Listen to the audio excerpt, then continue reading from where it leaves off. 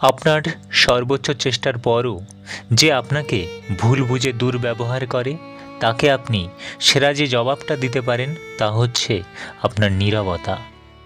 যাদের কাছে আমাদের মূল্য শূন্য, তাদের জন্যই কেন জানি আমাদের মনে মায়া বেশি কাজ করে। তাদের কাছে আমাদের মূল্য খুঁজতে গিয়ে মূল্য না পেয়ে হতাশ হয়ে ফিরি। একজন খারাপ মানুষকে নিয়ে সবাই সমালোচনা করলেও একজন ভালো মানুষের প্রশংসা কিন্তু সবাই করে না। ভালো হওয়াটা যতটা সহজ মনে হয়, এটা ঠিক ততটাই কঠিন বিষয়।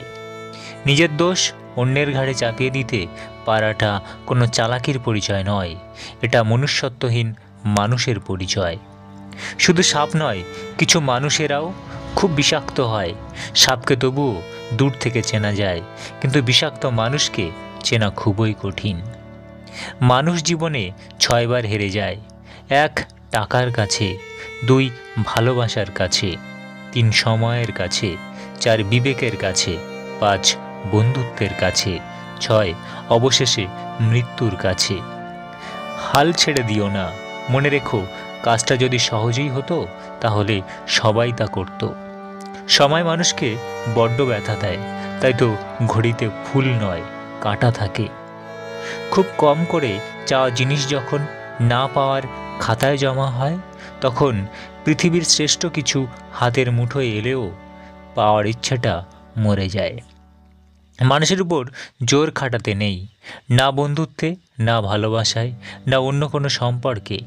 আপনাকে না বলেই বাকি বন্ধুরা কোথাও গেলে কিরে আমাকে বললি না কেন জিজ্ঞাসা করতে নেই।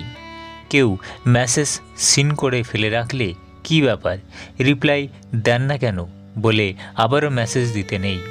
কেউ ছেড়ে যেতে চাইলে 1000টা যুক্তি দেখিয়ে আটকে রাখার চেষ্টা করতে নেই।